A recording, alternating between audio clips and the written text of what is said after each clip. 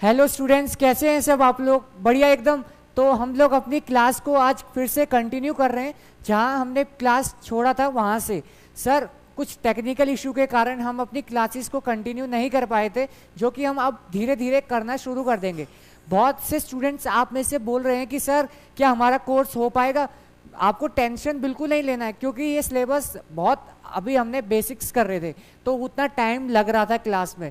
But हम लोग अब वो ग्रिप ले चुके हैं कि हमें इस सब्जेक्ट को पढ़ना कैसे है। अब सिर्फ आपको चीज़ों को सुनना है, समझना है और चीज़ों को सिर्फ रिटेन करना है। बाकी सारी मेहनत मैं करके आया हूँ, कुछ पढ़ना नहीं है, कुछ फैक्ट्स भी नहीं पढ़ने हैं। बहुत मतलब ऐसा होगा कि हम एक दिन में 10 केस स्टडीज़ भी ख़त्म कर देंगे आराम से। तो स्टार्ट करते हैं, बिल्कुल टाइम वेस्ट नहीं करते हैं आपका, और अपने केस स्टडीज़ जो कंपनी लॉ से रिलेटेड चल रही थी उन्हें स्टार्ट करते हैं। तो सर, आज हमारा पहला केस स्टडीज़ जो केस हम पढ़ने वाले हैं वो है केस लॉ नंबर 8 से हम लोग स्टार्ट कर रहे हैं।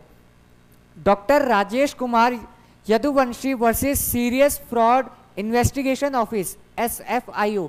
तो देखिए सर, यहाँ पे आप हम जो पढ़ने का एक तरीका जो पहले फॉलो कर रहे थे, जिसमें हम पूरा अंदर से पढ़ रहे थे, वो अब नहीं करेंगे, क्योंकि सर टाइम भी कम है और उतना मुझे लगता है कि नीड नहीं है। अगर रेगुलर क्लास होता तो हम लोग उसमें टाइम लगाते। अब मैंने क्या करा है, आपके लिए लीगल इशू पहले ही बना के रख दिया है, जिससे आपको एग्जाम में जब एग्जाम में क्वेश्चंस आएंगे ना, तो वो लीगल इशू ही पता होना चाहिए। फैक्ट्स तो कुछ भी हो सकते हैं ना सर, तो हम यहाँ पे फैक्ट्स को ज़्यादा इंपॉर्टेंस नहीं देंगे। क्यों? क्योंकि फैक्ट्स तो ये भी आ सकता है और कुछ और भी आ सकता है। मेन चीज़ है कि हमें legal take away, legal issue उस केस का पता होना चाहिए कि इस केस में ये हुआ था और कोर्ट या NCLT ने इसका डिसीजन क्या दिया। तो सर, मैं आपको इसकी समरी बताऊं। इस केस में क्या हुआ था कि एक ऑफिस है, एक इन्वेस्टिगेशन ऑफिस है SFIO। तो सर, इसने जो है पेटिशन डाला कि भैया इस कंपनी ने क्या करा है, इस कंपनी के अगेंस्ट समन इशू करा हुआ है। कंपनी के अगेंस्ट कौन सी कंपनी से, मैं आपको थोड़ा बता देता हूँ। कंपनी थी Bhushan steel limited and ORS करके। भूषण स्टील को तो आप सब जानते हैं। तो सर क्या हुआ था कि भूषण स्टील में कंपनी के डायरेक्टर्स होंगे, तो उन्होंने कुछ फ्रॉड करा होगा। तो सर बिल्कुल फ्रॉड तो हुआ होगा, कुछ मिस रिप्रेजेंट करा होगा कि या कुछ भी मिस नॉनसेंस कुछ भी करा हो, वो कंपनी जो है सफ़र कर रही थी। तो SFIO एक इन्वेस्टिगेशन अथॉरिटी है जो कि इस चीज़ों को देख रही थी। तो सर क्या हुआ इस केस में, भूषण स्टील में एक नॉमिनी डायरेक्टर अपॉइंटेड थे। सर नॉमिनी डायरेक्टर कौन होते हैं? आप लोग बोलेंगे सर नॉमिनी डायरेक्टर जो बैंक अपॉइंट करते हैं वो होते हैं। सर ऐसा नहीं है, और भी कुछ चीज़ें हैं जिसे हम नॉमिनी डायरेक्टर कहते हैं, वो हम नेक्स्ट केस स्टडीज में पढ़ेंगे। अभी के लिए इतना ही याद रखते हैं कि नॉमिनी डायरेक्टर क्या है सर, जो बैंक अपॉइंट करते हैं। तो सर बैंक ने नॉमिनी डायरेक्टर अपॉइंट क्यों करा हुआ है? शायद भूषण स्टील जिसने फ्रॉड करा है या कुछ भी मिसलीडिंग चीज़ें कर रही हैं जिसकी वजह से उसको समन किया जा रहा है, इन्वेस्टिगेशन करा जा रहा है। तो भूषण स्टील ने क्या करा होगा कि लोन लिया होगा बैंक से। बैंक से अगर लोन लिया है तो बैंक क्या करता है कि ओवरसी करने के लिए, अब बैंक तो देख नहीं सकता ना भूषण स्टील उस पैसे का क्या कर रहा है, तो उस पैसे को मॉनिटर करने के लिए, उस कंपनी को मॉनिटर करने के लिए बैंक जो है एक डायरेक्टर अपॉइंट करती है बोर्ड ऑफ भूषण स्टील में, जिसे हम नॉमिनी डायरेक्टर बोलते हैं। जो डे टू डे वर्क तो नहीं करेगा, सिर्फ आएगा, मीटिंग अटेंड करेगा, मीटिंग को पार्टिसिपेट करेगा और डे टू डे अफेयर्स को बस देखेगा, दूर से नहीं छुएगा, नहीं सिर्फ देखेगा, उसे नॉमिनी डायरेक्टर कहते हैं। तो sir nominee director Bhushan steel में अपॉइंटेड थे। तो SFIO इन्वेस्टिगेशन अथॉरिटी है sir, serious fraud investigating authority. तो इन्होंने क्या करा, इसने भूषण स्टील के खिलाफ तो उसने पेटिशन डाला हुआ था, समन चल रहा था, इन्वेस्टिगेशन चल रहा था। तो जो उस कंपनी के बोर्ड में जो एक वन ऑफ द डायरेक्टर थे, नॉमिनी डायरेक्टर, तो सर उसके अगेंस्ट भी एक समन इशू करवा दिया SFIO ने कोर्ट में जाके। तो सर उसके अगेंस्ट भी क्या आ गया, एक समन इशू हो गया। तो सर यहाँ पे केस ये बनता है, क्या नॉमिनी डायरेक्टर को हम लोग प्रोसिक्यूट कर सकते हैं? क्योंकि नॉमिनी डायरेक्टर तो सिर्फ देखने आता था सर, उसको कुछ नहीं पता था दीन दुनिया का, उसको कुछ भी नहीं पता था। इसलिए तो वो नॉमिनी डायरेक्टर है ना, कि सिर्फ वो आएगा बोर्ड मीटिंग में, देखेगा कि हो क्या रहा है और चेक करेगा कि जो उसका पैसा है उसको वो मिस यूटिलाइज तो नहीं कर रहे हैं। ये काम होता है नॉमिनी डायरेक्टर का। बट इन्वेस्टिगेटिंग अथॉरिटी ने उसके अगेंस्ट में समन इशू कर दिया, उसके अगेंस्ट एक प्रोसिक्यूशन स्टार्ट कर दिया, ये इस केस में है। तो क्या कोई भी अथॉरिटी नॉमिनी डायरेक्टर के अगेंस्ट ऐसा कर सकती है? तो इससे आगे पढ़ते हैं कि केस में हुआ क्या।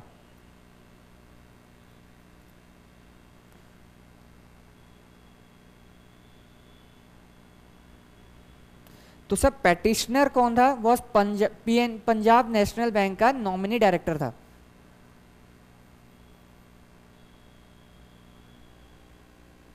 यानी कि पीएनबी एक बैंक थे, पीएनबी के बारे में तो आप जानते हैं, और एक भूषण स्टील लिमिटेड था बीएसएल करके, ठीक है सर।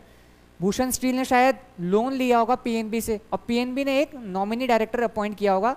अब भूषण स्टील के अगेंस्ट जो प्रोसिक्यूशन चल रहा है, क्या नॉमिनी डायरेक्टर के अगेंस्ट भी ये कर सकते हैं या नहीं कर सकते? अब यहां तो हो गया था, इसलिए केस कहां गया, आगे गया सर। आगे हाई कोर्ट में क्या केस हुआ, अब देखिए, अब हमें फैक्ट्स पता चल गए सर, क्योंकि सर फैक्ट्स तो बदलते रहते हैं सर, फैक्ट्स तो कुछ भी हो सकते हैं। पीएनबी की जगह एसबीआई आ जाएगा, यस बैंक आ जाएगा, तो आपको क्या करना है, आपको सिर्फ लीगल इशू पे ध्यान देना। अब जो मैं बोल रहा हूं ना, इस पे ध्यान देना है आपको। तो सर क्या बात है ध्यान देने वाली, कि लीगल इशू क्या है सर? लीगल इशू ये है, क्या petitioner can be prosecuted for the alleged fraud committed by BSL. BSL ने जो फ्रॉड कमिट करा था उसके लिए लायबल क्या नॉमिनी डायरेक्टर भी होगा?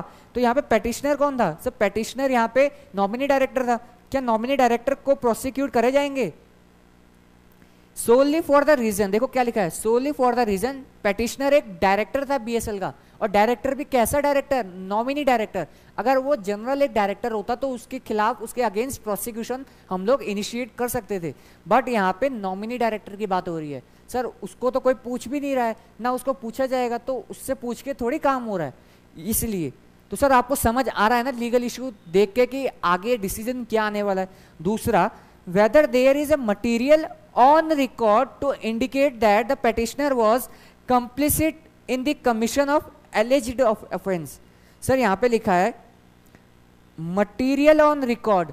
क्या मटीरियल ऑन रिकॉर्ड है? यानी कि जब भी कोर्ट में कोई भी फैसला होता है, कोर्ट में अगर कोई भी फैसला होना है, तो जज किस बेसिस पे देगा? यानी कि मान लो एग्जाम्पल आप लोगों को पता होगा कि पुलिस के साथ, पुलिस को आपने कोई भी, आपने कुछ भी बोला हो, कि पुलिस को अगर आपने कह दिया कि सर मैंने ये ऑफेंस करा है, तो ये सर जो भी ये एविडेंस है ना, अगर आपने पुलिस को कोई भी स्टेटमेंट दी है, ये एडमिसिबल नहीं होती, यानी कि ये मटेरियल ऑन रिकॉर्ड नहीं है, जज इसको नहीं देखेगा।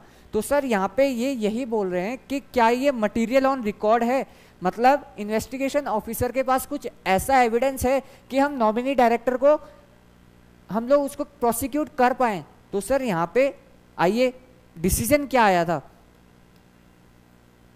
सर? डिसीजन ये आया था कि person as a nominee director of a company can not be summon for the offence in respect of section 128, 129, 448 without any specific allegation against him in investigation report.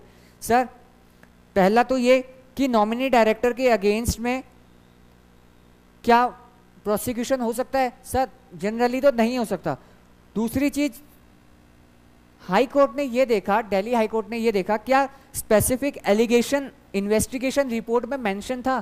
क्योंकि एसएफआईओ ने एक investigation report बनानी होती है, तो sir उस investigation report में कोई मटीरियलिटी कोई फाउंड नहीं करी थी, तो सर कुछ मटीरियल एविडेंस नहीं था, तो सर इस बेसिस पे हम नॉमिनी डायरेक्टर को नहीं कर सकते। अब यहाँ पे कोर्ट के ऊपर भी एक प्रेशर है कि वो नॉमिनी डायरेक्टर को ब्लेम करे, प्रोसिक्यूट करे या नहीं। अगर उसने, अगर किसी भी कोर्ट ने नॉमिनी डायरेक्टर के अगेंस्ट में ऑर्डर दिया होता ना सर, तो आज के बाद हर एक कंपनी या हर एक नॉमिनी डायरेक्टर किसी और कंपनी में नॉमिनी डायरेक्टर बनने से पहले 1000 बार सोचता। ये प्रेशर में एक डिसीजन लिया गया। तो सर अगर वो अवेयर है, सर एक अवेयर होता है कि अगर वो जानता था कि वहाँ पे फ्रॉड हुआ है और आपके पास ऐसे एविडेंस हैं कि वो प्रूफ कर पाए कि नॉमिनी डायरेक्टर ने ऑफेंस किया है, तो नॉमिनी डायरेक्टर लायबल होगा। बट अगर वो अनअवेयर था या मटेरियल एविडेंस नहीं है आपके पास, तो हम लोग नॉमिनी डायरेक्टर को नहीं पनिश कर सकते, नहीं प्रोसिक्यूट कर सकते। तो सर ये था हमारा केस लॉ नंबर 8। सर फटाफट नेक्स्ट केस पे पढ़ते हैं। Sir case law number 9। Sir case law number 9 में क्या पूछा गया था? QVC export private limited company. Sir यहाँ पे क्या हुआ, एक कंपनी है, ये 2 शेयर होल्डर्स थे, इन्होंने एक कंपनी फॉर्म करी, ठीक है सर, मान लो ABC करके एक कंपनी फॉर्म करी, और ये 2 शेयर होल्डर्स थे। एक शेयर होल्डर के पास 60% शेयर था और एक के पास 40% शेयर था, ठीक है सर, ये शेयर होल्डर्स थे। तो सर इस कंपनी में कुछ लोग चाहिए भी जो काम को संभाले।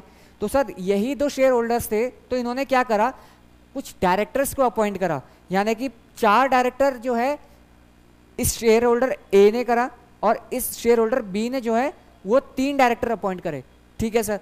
तो सर ये जो डायरेक्टर अपॉइंट करे गए बाय शेयर होल्डर्स, इन्हें बोलते हैं नॉमिनी डायरेक्टर। तो सर नॉमिनी डायरेक्टर सिर्फ उन्हें नहीं बोलते जो सिर्फ बैंक अपॉइंट करते हैं, शेयर होल्डर्स भी जो है अगर वो नॉमिनी डायरेक्टर अपॉइंट कर रहे हैं तो उन्हें भी हम लोग नॉमिनी डायरेक्टर कहते हैं। तो सर यहाँ पे nominee director appointed by majority share holders. Majority shareholder कौन है सर, ए, जिसके पास 60% शेयर है और उसने 4 डायरेक्टर को अपॉइंट किया हुआ है। और सर यहाँ पे माइनॉरिटी शेयर होल्डर कौन है sir, B minority shareholder है, क्योंकि इसके पास 40% शेयर है और इसने 3 डायरेक्टर को अपॉइंट करा हुआ है। यहाँ तक बात समझ आता है कि sir nominee director share holder भी अपॉइंट कर सकते हैं। ये जो नॉमिनी डायरेक्टर है सर, ये जनरल डायरेक्टर की तरह ही काम करते हैं। ये डे टू डे अफेयर्स में पार्टिसिपेट करेंगे, कंपनी को मैनेज करेंगे, रन करेंगे। तो सर यहाँ पे क्वेश्चन क्या आया हुआ है सर, लीगल इशू क्या बना है, लीगल इशू ये बना है कि क्या ये जो मेजोरिटी डायरेक्टर यानी कि जो ए है, क्या वो माइनॉरिटी डायरेक्टर के जो माइनॉरिटी शेयर होल्डर्स हैं इनके डायरेक्टर को क्या रिमूव कर सकता है। तो सर ये तो सोचने वाली बात है। तो सर जो ये मेजोरिटी शेयर होल्डर्स है, मेजोरिटी शेयर होल्डर मतलब जिसके पास ज़्यादा शेयर्स हैं। माइनॉरिटी शेयर होल्डर कौन है सर, ये माइनॉरिटी शेयर होल्डर है। माइनॉरिटी शेयर होल्डर्स के डायरेक्टर को क्या मेजोरिटी शेयर होल्डर्स रिमूव कर सकते हैं, ये केस गया था। तो सर एनसीएलटी ने हेल्ड करा, अगर आपने प्रॉपर नोटिस भेजा है, अगर आपने प्रॉपर नोटिस भेजा है और प्रॉपरली ईजीएम को कन्वीन करा है, तो सर आप लोग क्या कर सकते हैं, आप लोग माइनॉरिटी शेयर होल्डर को रिमूव कर सकते हैं। यहाँ पे क्या हुआ था, जो मेजोरिटी शेयर होल्डर ए था, इन्होंने मीटिंग बुलाई, ईजीएम बुलाया और माइनॉरिटी शेयर होल्डर्स जो था बी, वो जो है कंपनी में आया ही नहीं और मीटिंग में भी नहीं पार्टिसिपेट करा, और पार्टिसिपेट करने के बाद अगर करा भी है तो कोई ऑब्जेक्शन रेज नहीं करा गया। तो सर इसको तो हम यही मानेंगे ना कि माइनॉरिटी शेयर होल्डर को कोई दिक्कत नहीं है। तो सर यहाँ पे यही कहा गया कि there is no illegality in the process, और अपील जो है डिसमिस कर दी। क्या हुआ था sir, majority shareholder A और माइनॉरिटी शेयर होल्डर बी, तो मेजोरिटी शेयर होल्डर ने तो रिमूव कर दिया, ईजीएम बुलाई, प्रॉपर नोटिस भेजा, तो माइनॉरिटी डायरेक्टर्स को रिमूव कर दिया। अब जो है ये जागा है और ये अब गया एनसीएलटी के पास कि सर इसने ऐसा कर दिया। तो एनसीएलटी ने क्या करा, इसकी अपील को डिसमिस कर दिया सर। तो सर अगर केस लॉ क्या बनेगा, लीगल इशू की मेजोरिटी शेयर होल्डर्स क्या माइनॉरिटी शेयर होल्डर्स के डायरेक्टर्स को क्या रिमूव कर सकते हैं, बिल्कुल सर रिमूव कर सकते हैं। सर एक केस और हुआ था, आगे बढ़ते हैं। केस ये था कि आपने नीरव मोदी ग्रुप आपने पढ़ा हुआ, case law number 10 KV Brahmaji Rao versus union of India. तो सर इस केस में क्या हुआ था सर, इस केस में आपने नीरव मोदी सुना होगा सर। तो sir Nirav Modi and Gitanjali group, इनकी अगेंस्ट में प्रोसिक्यूशन स्टार्ट हुआ था क्योंकि इन्होंने एलिज ऑफेंस करा था। तो सर इन्होंने ऑफेंस करा, तो सर क्या हुआ, इस कंपनी में कोई एक डायरेक्टर होगा, है ना सर, कोई डायरेक्टर्स होंगे, तो ये डायरेक्टर किसी और कंपनी में भी क्या है, डायरेक्टर होगा सर, किसी एबीसी लिमिटेड में ये डायरेक्टर होगा। तो सर क्या हुआ कि कंपनी के अगेंस्ट में जो है प्रोसिक्यूशन चल रहा था, और प्रोसिक्यूशन कौन कर रहा था, यूनियन ऑफ इंडिया कर रहा था सर। तो सर यूनियन ऑफ इंडिया कर रहा था, तो क्या हुआ, इस डायरेक्टर के अगेंस्ट भी क्या कर दिया, प्रोसिक्यूशन स्टार्ट कर दिया और एसेट्स को क्या कर दिया, अटैच कर दिया। एसेट्स को अटैच मतलब सर, मतलब उसकी प्रॉपर्टीज को कब्जा कर लिया गवर्नमेंट ने, और ना ही अब वो उसको सेल कर सकता है, ना ही उसको वो डिस्पोज ऑफ कर सकता है। तो सर क्या ऐसा करा जा सकता है, तो सर सिंपल इसका लीगल इशू ये बनता है, किसी भी पर्सन की प्रॉपर्टी को हम अटैच नहीं कर सकते। ये जो है डिसीजन था एनसीएलटी का। एनसीएलटी ने ऐसा क्यों बोला, क्योंकि सर नीरव मोदी ग्रुप के अगेंस्ट में क्या चल रहा था, इन्वेस्टिगेशन चला। इन्वेस्टिगेशन के बाद जो है क्या हुआ सर, उसकी प्रॉपर्टी अटैच करी गई, बट सर यहाँ पे क्या हुआ, इस डायरेक्टर को सीधा ही इसकी प्रॉपर्टी अटैच कर ली। तो सर ऐसा नहीं कर सकते, पहले आपको इन्वेस्टिगेशन करना पड़ेगा, रिपोर्ट लानी पड़ेगी, तब जाके आप जो है किसी और की प्रॉपर्टी को अटैच कर सकते हैं। तो सर यहाँ पे लीगल इशू तो आपने समझ लिया कि हम किसी दूसरे ऑर्गेनाइजेशन के पर्सन की प्रॉपर्टी को अटैच कर सकते हैं सिर्फ इस बेसिस पे कि वो किसी और कंपनी में डायरेक्टर था। Any persons asset who is head of some other organization cannot be attached in exercising the power of under section 337 and 339। तो सर ये था केस लॉ नंबर 10। तो आज की क्लास छोटी रही क्योंकि वही टेक्निकल इशू को हम देख रहे थे कि ये करेक्ट हुआ या नहीं हुआ, बट कल से हम लोग फिर से क्लास को कंटिन्यू करेंगे और बड़ी क्लास रखेंगे क्योंकि हमारी टीम हमारे साथ बिल्कुल जुड़ी हुई है। Okay sir, thank you so much, good bye.